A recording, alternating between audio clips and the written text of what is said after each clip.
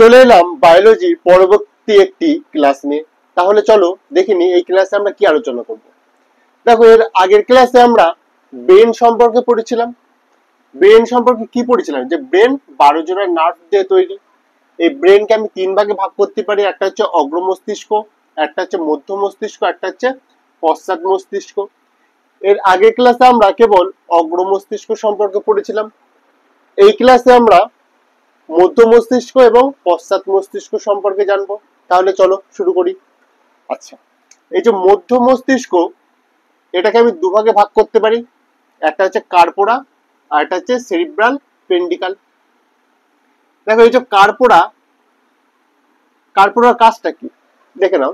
ধরো, আজ থেকে 10 বছর আগে একটা ব্যক্তির সাথে তোমার দেখা হয়েছিল, তারপরে 10 বছর তার সাথে কোনো যোগাযোগ দেখা কিচ্ছু হয়নি। হঠাৎ একদিন রাস্তায় তার সাথে দেখা হলো।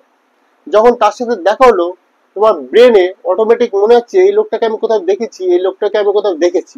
এই যে যে ব্যাপারটা, বা তোমার যে মনে পড়ছে যে তার যে ছবি, সেটা নিয়ন্ত্রণ করে কে? সেটা নিয়ন্ত্রণ করে হচ্ছে কর্পোরা। এক কথায় দেখতে সাহায্য করে কে? আমাদের কর্পোরা। আচ্ছা, এখানে আরেকটা জিনিস লেখা রয়েছে শুনতে সাহায্য করে। মানে কি? ধরো একদিন তোমার ফোনটা বেজে উঠলো কেরিনিং কেরিনিং করে, তুমি ফোনটা ধরলে, বললে হ্যালো। ওপাশ থেকে একটা শব্দ এলো, হ্যালো, কেমন আছো। সঙ্গে সঙ্গে তোমার মনে হচ্ছে কি আবার শব্দটা খুব, বা গলার আওয়াজটা খুব চেনা চেনা লাগছে। তখনই এই যে কর্পোরা এ বুঝতে পারবে এই শব্দটা আমি কোথাও থেকে শুনেছি মনে হচ্ছে। তার মানে এক কথা শুনতে সাহায্য করে কে? কর্পোরা। এবার দেখো, কর্পোরা তো শুনতে সাহায্য করে, কিন্তু সেই শব্দটা কার, সেটা কার কণ্ঠস্বর, এই সমস্ত কিছু তথ্য তোমাদের বলেছিলাম কোথায় স্টোর থাকে। এই যে অগ্র মস্তিষ্কে একখানা ভাগ আছে, তার নাম হচ্ছে সেরিব্রাম। সেই সেরিব্রামে যাবতীয় যা ছবি এ টু জেড সবকিছু কোথায় থাকে? এই অগ্র মস্তিষ্কের সেরিব্রামে স্টোর থাকে। যখনই কর্পোরা কোনো আওয়াজ শুনতে পাবে, সঙ্গে সঙ্গে যদি চেনাশোনা মনে হয়, সেই আওয়াজটা কর্পোরা কার কাছে পাঠাবে? অগ্র মস্তিষ্কের সেরিব্রামে পাঠাবে।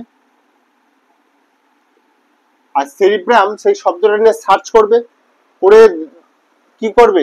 সার্চ করে দেখবে যে শব্দটা তোমার কে হয়। সঙ্গে সঙ্গে সার্চ করে সেই কর্পোরাকে পাঠিয়ে দেবে যে এই যে শব্দটা, যেটা তুই আগে শুনলি একটু আগে ফোনে, এই শব্দটা বা এই গলার আওয়াজটা হচ্ছে তোর এক্স গার্লফ্রেন্ড। যখনই বুঝতে পারবে যে এক্স গার্লফ্রেন্ডে, তখনই কি করে? ফোনটা কেটে দেবে। তার মানে এক কথায় এই যে দেখতে ও শুনতে সাহায্য করে কি আমাদের কর্পোরা। তারপর চলে আসি সেরিব্রাল পেন্ডিকালে।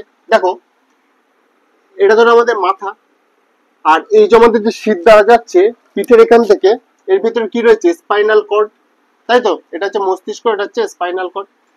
এই দুটোকে সংযোগ করে কে?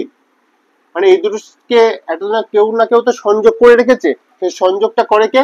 সেরিব্রাল পেন্ডিকাল। এখানে দেখো কি লেখা আছে? মস্তিষ্কের সাথে স্পাইনাল কর্ড যুক্ত থাকে। আশা করি জিনিসটা বোঝা গেছে। এরপরে আমরা পশ্চাৎ মস্তিষ্কে চলে আসি। তাহলে চলো মস্তিষ্ক। দেখো, পশ্চাৎ মস্তিষ্ককে আমি দুভাগে ভাগ করতে পারি, একটা হচ্ছে সেরিবেলাম আর একটা হচ্ছে মেডুলা অবলঙ্গটা। দেখো, সেরিব্রামের কাজ কিছুই না, এই হচ্ছে দেহের ভারসাম্য নিয়ন্ত্রণ করে। মানে এই যে আমি দাঁড়িয়ে রয়েছি, এই যে পড়ে যাচ্ছি না, এই যে না পড়ে যাওয়ার জন্য আমাকে সেই জিনিসটা সাহায্য করছে কে? সেরিবেলাম। মানে আমি যে ঘুমিয়ে পড়ছি, ধরো দাঁড়িয়ে দাঁড়িয়ে ঘুমিয়ে পড়েছি, তাও কি আমি পড়ে যাচ্ছি? নিশ্চয়ই না। আমাকে স্থির করে দাঁড় করে রেখেছে কে? সেরিবেলাম। আচ্ছা, এবার চলে আসি মেডুলা অবলঙ্গটা। তোমাদের পৌষ্টিকতন্ত্র পড়ানো হয়ে গেছে অফলাইন ব্যাচে। সেখানে উপচিত অপচিত জিনিসটা কি তোমাদের বলেছিলাম। এই যে উপচিত আর অপচিত বিপাকটা নিয়ন্ত্রণ করে কে? মেডুলা অবলঙ্গটা। আশা করি তোমাদের ব্রেন সম্পর্কে আর কোনো ডাউট থাকবে না। যদি কোনো ডাউট থেকে থাকে অবশ্যই আমাকে কমেন্ট করে জানাবে। তবে ভিডিওটা শেষ করার আগে জিনিসগুলো একবার রিভিশন দিয়ে দিই। এই যে ব্রেনকে আমি টোটাল তিন ভাগে ভাগ করতে পারি, একটা হচ্ছে অগ্র মস্তিষ্ক, একটা হচ্ছে মধ্য মস্তিষ্ক, একটা হচ্ছে পশ্চাৎ মস্তিষ্ক। অগ্র মস্তিষ্ককে ক ভাগে ভাগ করেছিলাম? তিন ভাগে। একটা হচ্ছে সেরিব্রাম, একটা হচ্ছে থ্যালামাস, একটা হচ্ছে হাইপোথ্যালামাস। আচ্ছা, এই যে মধ্য মস্তিষ্কে দুভাগে ভাগ করেছিলাম। আচ্ছা, পশ্চাৎ মস্তিষ্ককে দুভাগে ভাগ করেছি। পশ্চাৎ মস্তিষ্ক কি কি? একটা হচ্ছে সেরিব্রাম, একটা হচ্ছে মেডুলা অবলঙ্গটা। আজকের ক্লাস এই পর্যন্ত, দেখা হচ্ছে পরবর্তী ক্লাস।